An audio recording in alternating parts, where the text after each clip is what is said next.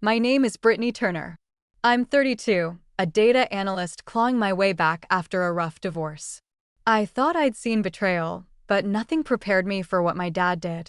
Last Christmas, while I was trying to keep it together at a family party, I borrowed my brother's phone to check an email.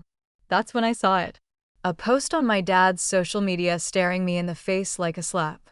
If you could erase one person from the family, should it be Brittany? She's a failure in her career and her marriage. My heart sank. The comments were worse. My mom, my sister, even family friends, they all chimed in, tearing me apart. She's always been a disappointment. One said, we'd be better off without her. Another added.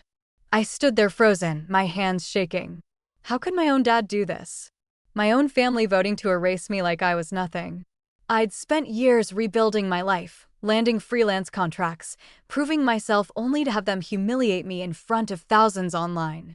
It wasn't just a post. It cost me a client a deal I'd worked months to secure.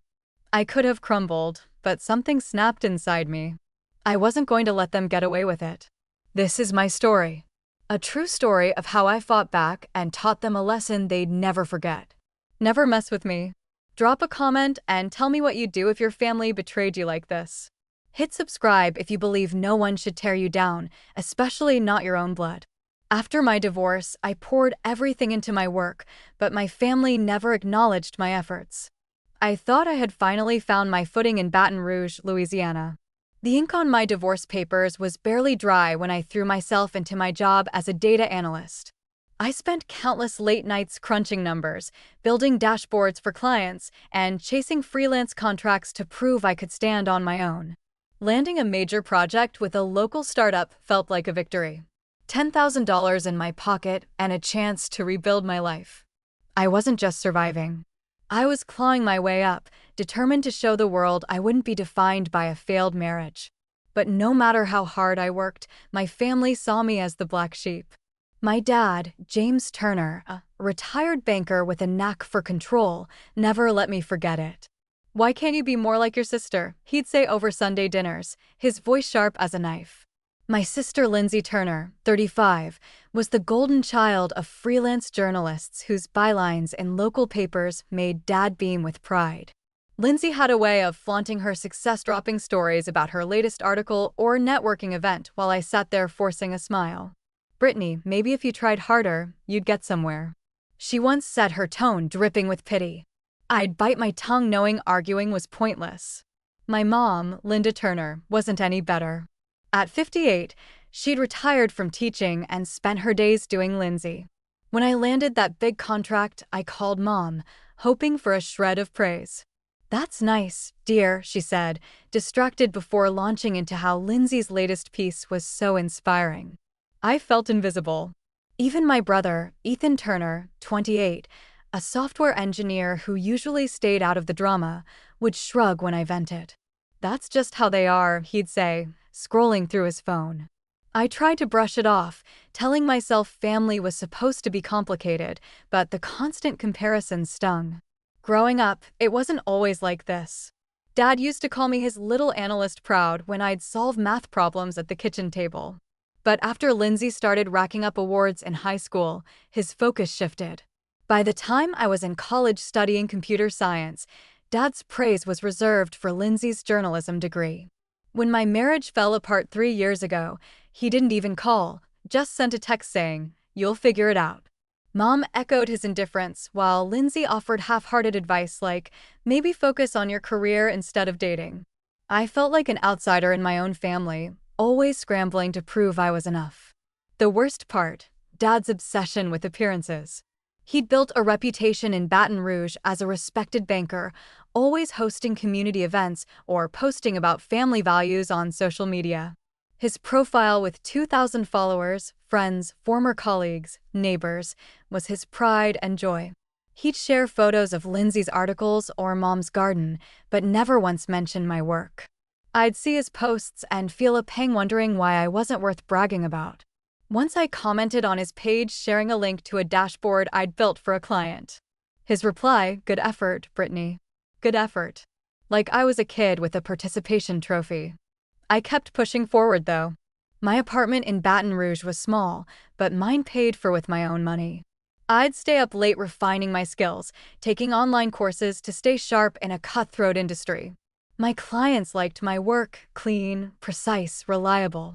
One even said I'd saved their startup from a bad investment with my analysis. Those moments kept me going even when family dinners felt like walking into a lion's den.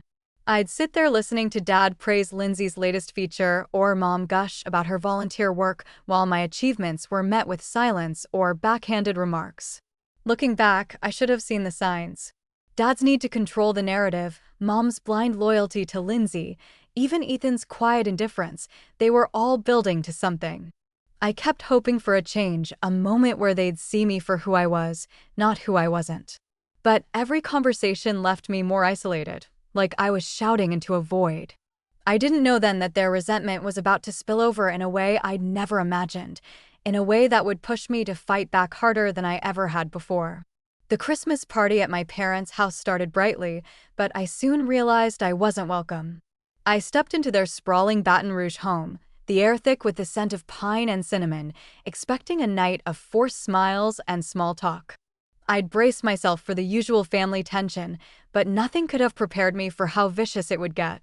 Dad, always the center of attention, was holding court in the living room, his voice booming as he recounted his glory days as a banker.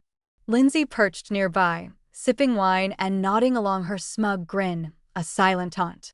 Mom bustled around playing the perfect hostess, her laughter ringing out whenever Lindsay spoke. I stood on the sidelines, clutching a glass of eggnog, feeling like a guest at my own family celebration. It didn't take long for the jabs to start. As we sat down for dinner, Dad turned to me, his eyes glinting. "So Brittany's still crunching numbers for those little startups?" he asked, his tone laced with condescension. I forced a nod, mentioning a recent project I'd landed. "It's a big deal for me," I said, hoping for a flicker of approval. Lindsay snorted. "Big deal? Writing articles that actually get read is a big deal," she said, tossing her hair. The table erupted in chuckles, and Mom patted Lindsay's hand, beaming. "Your sister's latest piece was so moving," Mom said, not even glancing my way. I gripped my fork, my face burning, but I swallowed the urge to snap back. The digs kept coming. Dad leaned back, smirking. "Brittany, maybe if you'd picked a real career like Lindsay, you wouldn't be starting over after that divorce." My stomach twisted. The word divorce hung in the air, and I felt every eye on me. Cousins, aunts, family, friends, all pretending not to hear. Lindsay piled on, her voice sugary. "I mean, some people just aren't cut out for marriage or success." I wanted to scream to tell them I'd just secured a $10,000 contract, but the words stuck in my throat. Mom changed the subject, gushing about Lindsay's new column, while I sat there invisible again. I needed a break. Excusing myself, I slipped into the hallway, my chest tight. My brother Ethan was sprawled on a couch, scrolling through his phone as usual. "Can I borrow that to check an email?" I asked, desperate for a distraction. He shrugged, handing it over without looking up. I opened the email app, but a notification caught my eye. A social media alert from Dad's profile. Curious, I clicked. My blood ran cold. There it was. A post from James Turner. My own father staring me in the face. "If you could erase one person from the family, should it be Brittany? She's a failure in her career and her marriage."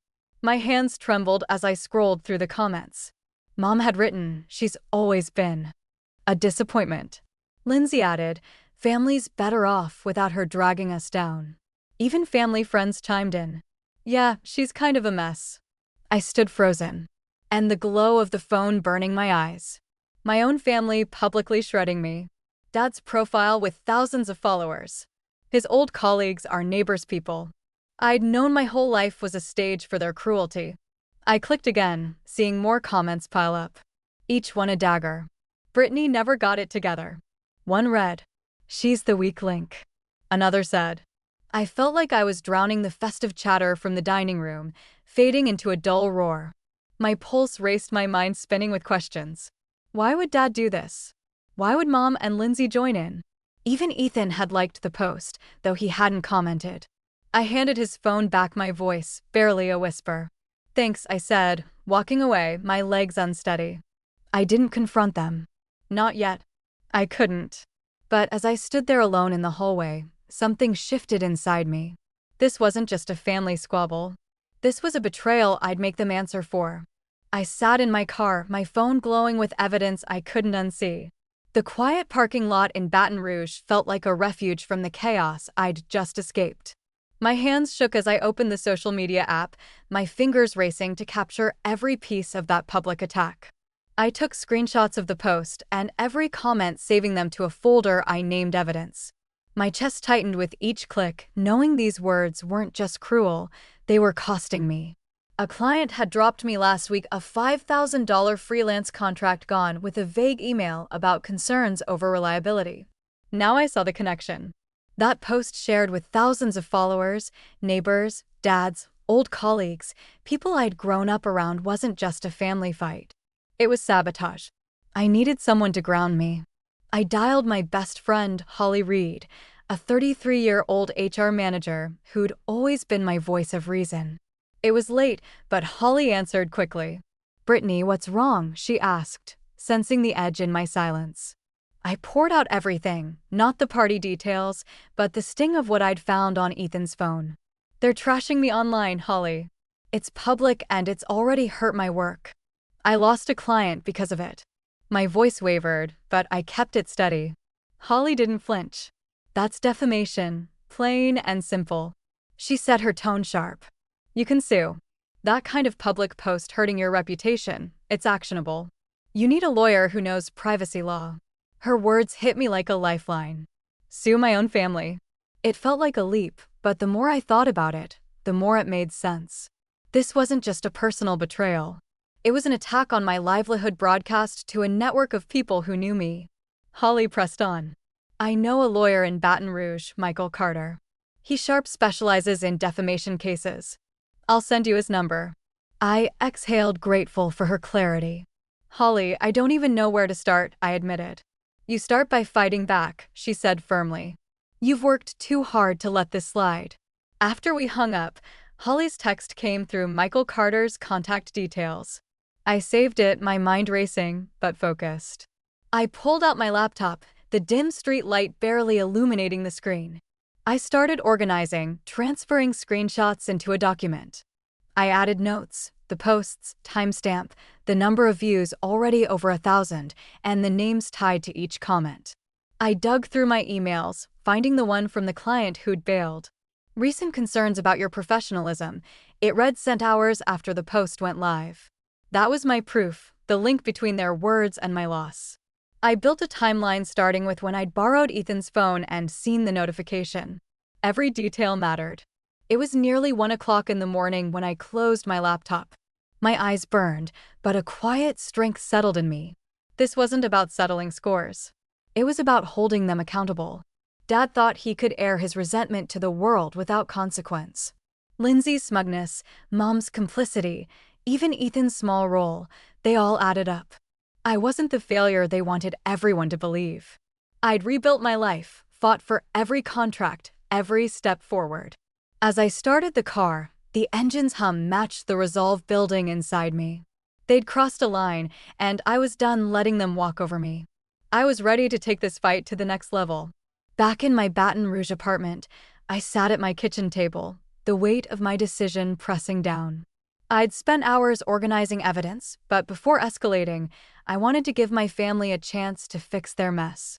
I opened our family group chat, me, Dad, Mom, Lindsay, and Ethan, and typed a message, my fingers steady, despite the anger simmering inside. I saw the post. "It's public. It's damaging and it's wrong. Delete it now and post a public apology, or I'll take this further." I hit send, staring at the screen, waiting for a response that might salvage something. James replied first within minutes. "It was just a joke, Brittany. Don't make a big deal out of it." A joke? My career was taking hits, and he called it a joke.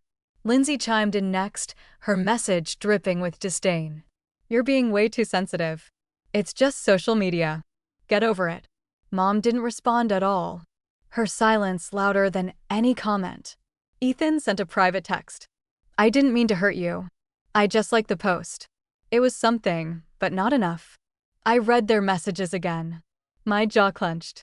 They weren't sorry, they were doubling down. That was it. I wasn't begging for respect anymore.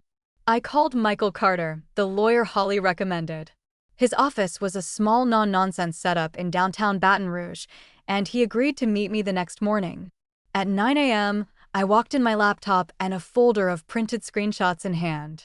Michael, a wiry man in his 40s with a sharp gaze, listened as I laid out the situation. My dad posted something online that trashed my reputation, I said, sliding the screenshots across his desk. It cost me a freelance contract, and I'm sure it's not done causing damage. Michael skimmed the evidence, his brow furrowing. This is textbook defamation, he said. Public false statements causing harm to your reputation. In Louisiana, we can build a case if you've got proof of damages. I had that proof. I pulled up an email from the client who dropped me a $5,000 project for a local startup. The email dated hours after James' post cited concerns about your professionalism as the reason for pulling out. I showed Michael another email, this one from a potential client who'd gone silent after initially reaching out. I was supposed to pitch them next week, I told him, but they stopped responding after the post got traction. Michael nodded, jotting notes. We'll need more, but this is a strong start. Social media posts like this, especially with his following, can do real damage. Let's file a defamation lawsuit against your father. The word lawsuit felt heavy, but I didn't flinch. What do we need? I asked. Michael outlined the process of formal complaint, more evidence of harm, and a demand letter to James before filing. Back home, I dove into gathering more proof. I combed through my inbox, finding a third email from a colleague who'd asked, "Is everything okay?" Saw some stuff online that was new a hit to my professional network. I tracked down screenshots of the post's engagement, over 1,500 views, dozens of shares. I contacted another client, a small business owner I'd worked with, who confirmed she'd seen the post through a mutual connection. It didn't look good.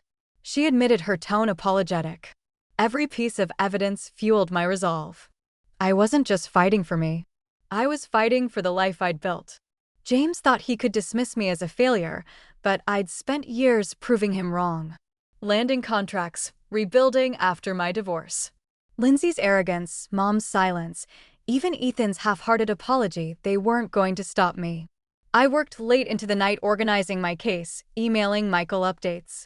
He sent back a draft of the demand letter, formal and direct, ordering James to remove the post and issue a public apology or face legal action. I read at my pulse steady. This was my line in the sand. By Monday morning, I'd sent the demand letter through Michael's office. I didn't expect James to comply. He'd already called it a joke. But I'd given them a chance, and they'd thrown it back in my face. As I sealed the envelope with my final evidence for Michael, I felt a shift. This wasn't about family anymore. It was about accountability. They'd tried to erase me, but I was done being invisible. I was ready to face them in court and make them answer for what they'd done. A month later, the Christmas party, I stood in a courtroom, facing my family for the last time. The Baton Rouge courthouse was cold, its wooden benches creaking under the weight of tension. I adjusted my blazer, my hands steady as I sat beside Michael Carter, my lawyer. Across the room, James sat rigid, his jaw set, refusing to meet my eyes. Mom fidgeted beside him, her face tight with discomfort. Lindsay, arms crossed, glared at me from the back row, while Ethan slouched, looking anywhere but at me. The judge, a stern woman with sharp eyes, called the case. My heart thudded, but I was ready. Michael stood presenting our evidence with precision. He displayed the screenshots, the post's damning words projected on a screen for all to see. This public statement by James Turner caused measurable harm to Brittany's professional reputation. He said, his voice clear. He showed the email from my client who'd canceled a $5,000 contract hours after the post went viral. This wasn't just a family dispute, Michael continued. It was a deliberate attack seen by thousands, costing Ms. Turner her livelihood. I glanced at James, expecting some sign of guilt, but he just stared ahead, unyielding. When it was his turn, James stood, his voice calm but defiant. It was a harmless post meant to spark discussion, he said. I didn't think it would hurt anyone. The judge raised an eyebrow unimpressed. Michael countered, presenting the engagement metrics: over 2,000 views, shares spreading the post beyond Baton Rouge. You didn't think a public claim of failure would harm your daughter, Michael pressed. James faltered, muttering about exaggeration, but the judge's expression hardened. I felt a flicker of hope, but it didn't erase the sting of his refusal to back down. The hearing ended without a ruling, the judge needing time to review. I left the courtroom, my legs heavy, but my resolve intact. Outside, my phone buzzed relentlessly. Lindsay's text came first, venomous and sharp. You're so selfish, Brittany, dragging us through this for your ego. Mom's call followed, her voice low and accusing. How could you do this to your father? After everything we've done for you, you're so ungrateful. I listened, my throat tight, but didn't respond. Their words felt like echoes of the post, doubling down on their disdain. I hung up, staring at the courthouse steps, wondering if I'd ever been part of their family at all. Ethan caught up with me in the parking lot, his face pale. Brittany, I messed up, he said, his voice barely above a whisper. Liking that post, I didn't think it would blow up like this. I'm sorry. His eyes met mine, genuine regret in them. I'll back you up, whatever you need. I nodded, a lump in my throat. Thanks, Ethan, I said softly. It wasn't forgiveness, not yet, but it was a crack in the wall between us. He shuffled away, leaving me alone with my thoughts. Back at my apartment, I replayed the day. James's stubborn defense, Lindsay's venom, Mom's accusations, they hadn't changed. They saw me as the problem, the one who dared to fight back. But Ethan's apology lingered, a small spark of hope in the wreckage. I opened my laptop, reviewing the evidence again, adding notes from the hearing. Michael had warned me the case could drag on, but I wasn't backing down. That post had cost me a contract, a client's trust, and years of struggling to prove my worth. I wasn't just fighting for money. I was fighting for my name, my life. As I sat there, my phone buzzed again. Another text from Lindsay. You'll regret this, Brittany. I didn't reply. Their words couldn't hurt me anymore. Not like they used to. I'd stood in that courtroom, faced their judgment, and walked out stronger. Whatever came next, I'd face it on my terms, not theirs. This wasn't about winning or losing. It was about standing up for myself, something they'd never understand. After the trial, my family thought they could force my silence, but I was ready to expose the truth. The weight of the past week's courtroom stares, whispered accusations pushed me to act. I couldn't let their narrative win. I logged into a local Baton Rouge community forum, a digital hub where neighbors and business owners traded stories and opinions. My fingers hovered over the keyboard, then began typing. I laid out my story, the public attack that cost me a contract, the lawsuit I'd filed, and a truth I'd kept buried for years. James had always presented himself as a pillar of integrity, a retired banker turned small business owner. But I revealed what he'd hidden from his followers. 2 years ago, he convinced me to invest $10,000 in his hardware store, promising a share of the profits. It's a family venture, he'd said, his voice warm with assurance. I'd trusted him, scraping together every cent from my freelance earnings. But the profits never came. Month after month, James dodged my questions with excuses. Slow sales, bad timing, unexpected costs. I'd let it slide, hoping for honesty. But now I saw it for what it was, another betrayal. I posted the details, including emails where he'd promised repayment never fulfilled. I hit publish, my pulse steady, but my stomach tight. The forum exploded within hours. Comments flooded in, locals shocked at James' deception. I shopped at his store for years. Never knew he'd do this. One user wrote, another, a former client of mine added, work is solid. Turner's the one who looks shady now. The backlash grew, with posts calling out my family's hypocrisy. Someone tagged Lindsay, whose polished online persona as a journalist crumbled under scrutiny. Your sister's no saint either, a commenter noted, referencing her role in the smear. Mom's silence online didn't spare her. Users criticized her for standing by James. Ethan stayed quiet, his apology still fresh in my mind. By morning, my post had thousands of views. Local business owners, some I'd worked with, shared it, amplifying the outrage. A reporter from a Baton Rouge news outlet messaged me asking for an interview. I declined. I didn't need more attention, just accountability. But the pressure was on my family now. James' store, already struggling, faced boycott from regulars who'd read my post. A neighbor emailed me saying she'd stopped shopping there after learning the truth. The community's response wasn't just validation. It was a reckoning. My phone buzzed with notifications, but I ignored most. Lindsay sent a text, her words sharp. "You're ruining Dad's business just to play victim." I didn't respond. Mom left a voicemail. Her tone icy. "This is low, Brittany. Airing family business like this. You've gone too far." I deleted it. Their accusations no longer carrying weight. Ethan called, his voice hesitant. "I saw your post," he said. "I get why you did it. I'm not mad." His support, small as it was, felt like a lifeline in the storm I'd unleashed. I sat back staring at the forum's growing thread. This wasn't about revenge. It was about reclaiming my voice. For years, I'd let James's promises, Lindsay's jabs, and Mom's indifference define me. No more. I drafted a final statement for the forum. My hands steady. "I'm done letting my family's lies shape my story," I wrote.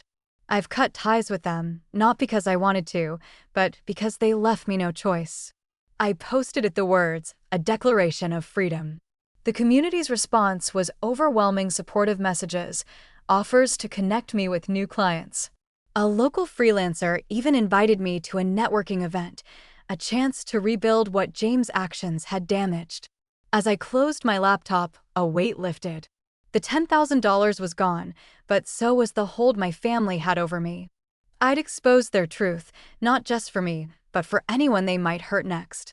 James' store might survive, but his reputation wouldn't. Lindsay's career would take a hit, and Mom's silence would haunt her. Ethan was the only bridge left fragile. But there, I didn't know what came next, but I'd face it without their shadow over me. I'd chosen my own path, and I wasn't looking back. 6 months later, I stood firm on my own, no longer bound by my old family. The Baton Rouge sun filtered through my new apartment's windows, a small but bright space I'd made my own. The storm of the past year had settled, leaving behind a transformed world. James' post, once a public wound, had vanished from the internet, deleted under pressure from the lawsuit's fallout. The local banking association, where he'd held influence as a retired banker, issued a formal reprimand for his unethical conduct online, stripping away the respect he'd clung to. Neighbors who once greeted him warmly now crossed the street to avoid him, his hardware store nearly empty most days. Linda and Lindsay faced their own reckoning. The community forum I'd posted on continued to buzz with threads dissecting their roles in the smear. Mom's silence, once a shield, became a mark against her. Locals called her complicit, her social invitations drying up. Lindsay's carefully curated image as a journalist cracked under the weight of public scrutiny. Her colleagues distanced themselves and her bylines appeared less frequently, her name tainted by association. The Baton Rouge social scene, tight-knit and unforgiving, had turned its back on them both. Ethan, though, had stayed true to his word, reaching out quietly, his support, a steady presence. I'd spent those 6 months rebuilding piece by piece. Holly had been my rock, meeting me for coffee weekly. Her sharp advice cutting through my doubts. "You're not just surviving, Brittany. You're thriving." She'd set her smile warm. She connected me with a new client, a local nonprofit needing a freelance designer, which led to a steady contract worth thousands. Ethan, too, played a part introducing me to a friend who ran a marketing firm. That connection landed me another project. My portfolio growing stronger than ever. I'd moved out of my old apartment, leaving behind memories of late-night evidence gathering and into this new space, a symbol of my fresh start. The lawsuit hadn't just forced the post's removal. It had shifted something in me. I'd learned a hard truth: betrayal, even from family, didn't deserve forgiveness if it came without accountability. James had never apologized, his pride too entrenched. Mom's voicemails, once sharp with blame, had stopped entirely. Lindsay's occasional texts, laced with resentment, went unanswered. I'd cut them out, not with anger, but with clarity. Ethan was the exception. His regret genuine, his actions proving he wanted to rebuild trust. We weren't close yet, but we were trying meeting for lunch occasionally, our conversations cautious, but real. I sat at my desk reflecting on the journey, the pain of that Christmas party, the sting of that post, the courtroom's tension. They'd forged me into someone new. I wasn't the failure James had painted, nor the victim Lindsay accused me of being. I was Brittany, a woman who'd fought for her name and won. The lesson was clear. Family ties didn't justify betrayal. You don't owe loyalty to those who tear you down, no matter their blood. I'd chosen to stand up to demand respect. And it had cost me a family, but gained me a life. To everyone who's followed the story, thank you. Your support, whether through shared posts or quiet encouragement, kept me going. I'm stronger now, living on my terms, surrounded by people like Holly and Ethan who lift me up. If my story resonates, please share your thoughts in the comments below. Have you faced betrayal from those closest to you? How did you find the strength to move forward? Your voices matter, and I'd love to hear them. This isn't just my story. It's a reminder that we all have the power to reclaim our truth.